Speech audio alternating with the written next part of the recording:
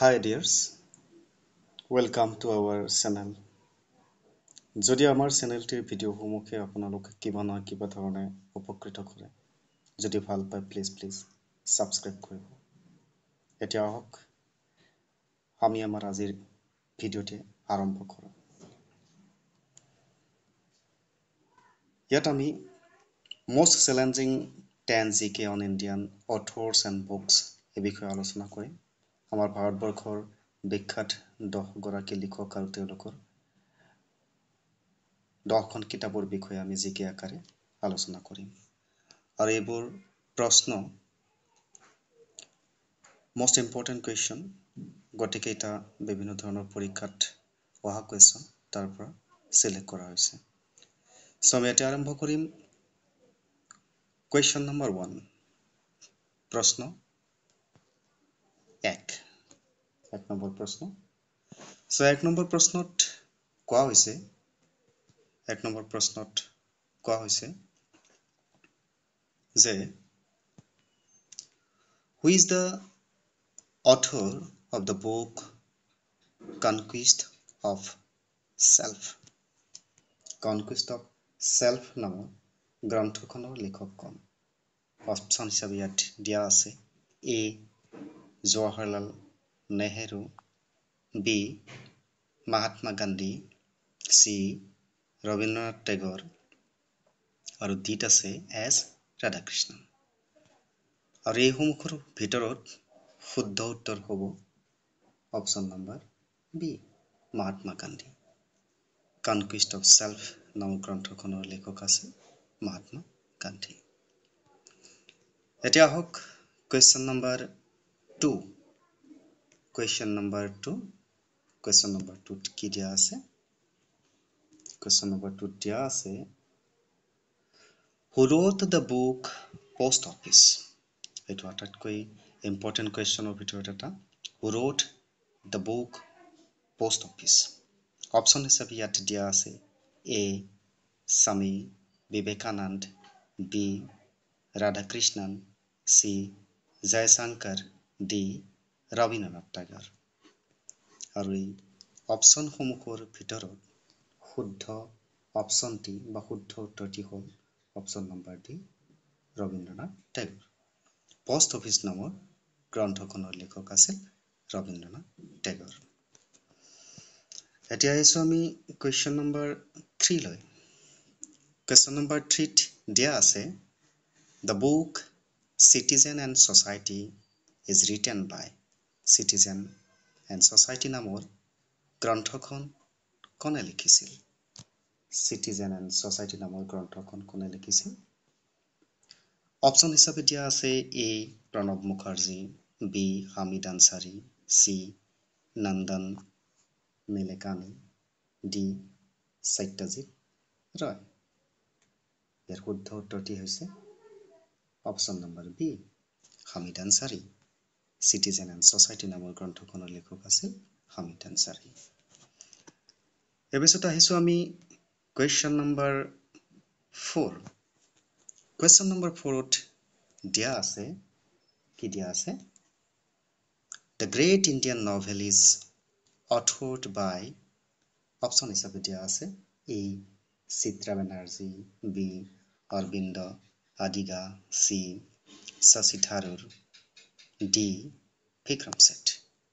আৰু এই অপচনসমূহৰ ভিতৰত শুদ্ধ অপচনটি হৈছে option number C.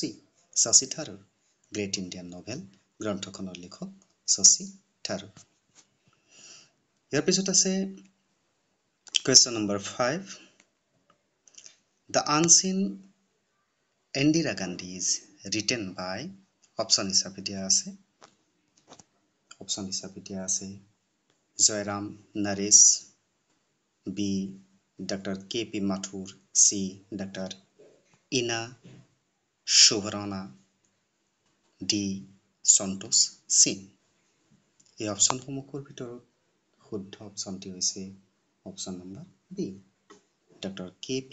মাথুৰে the unseen Indira Gandhi নামৰ গ্ৰন্থখন লিখিছিল। এতিয়া আহিছোঁ আমি কুৱেশ্যন নম্বৰ 6লৈ। Question number 6।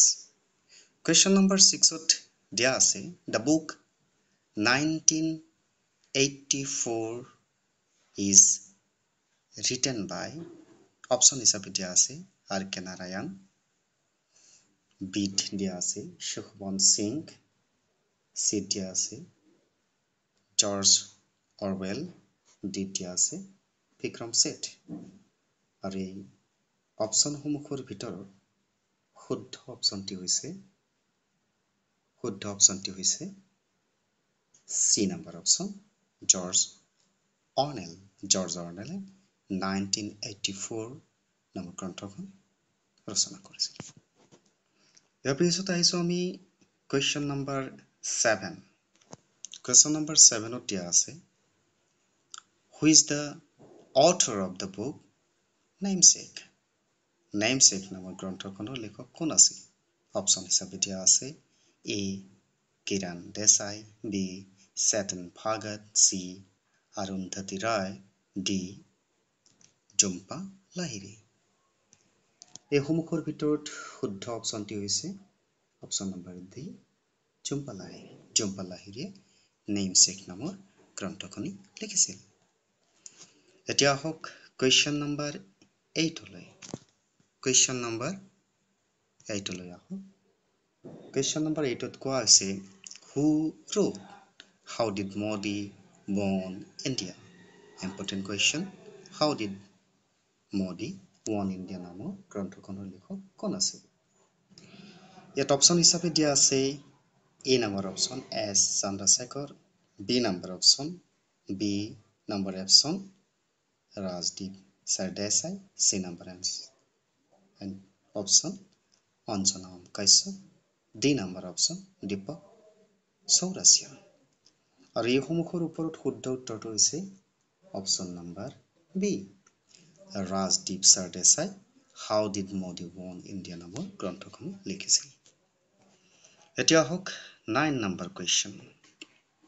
Unbreakable is an autobiography of। Unbreakable নামৰ গ্ৰন্থখন তলৰ কোন গৰাকী খেলুৱৈৰ অটোবায়োগ্ৰাফি বা আত্মজীৱনী? অপশন হিচাপে দিয়া আছে A number Mary Kom, B number Sania Mirza, C number Sachin Tendulkar, D number Mohammad Azharuddin। ইয়াৰ ভিতৰত শুদ্ধ উত্তৰটো হৈছে option number A, Mary Kom। Mary Komৰ আত্মজীৱনীখনৰ নাম হৈছে Unbreakable। ইয়াৰ পিছত আহিছো আমাৰ আজিৰ শেষৰ প্ৰশ্নটিলৈ। শেষৰ প্ৰশ্নটি হৈছে number 10। Madhushala is authored by। Madhushala নামৰ গ্ৰন্থখন লিখিছিল। অপশন হিচাপে দিয়া আছে A. Jaishankar Prasad, B. Ramdhari Singh Dinkar, C. Mahadevi Barma, D. Harivansh Rai Bachchan। আৰু এই অপশন সমূহৰ ভিতৰত শুদ্ধ অপশনটো হৈছে হৰিবংশ ৰায় বচ্চন। এই হৰিবংশ ৰায় বচ্চন আমাৰ বলিউডৰ শাহেনশাহ অমিতাভ বচ্চনৰ পিতৃ। ধন্যবাদ। Thank you very much for watching and for supporting us.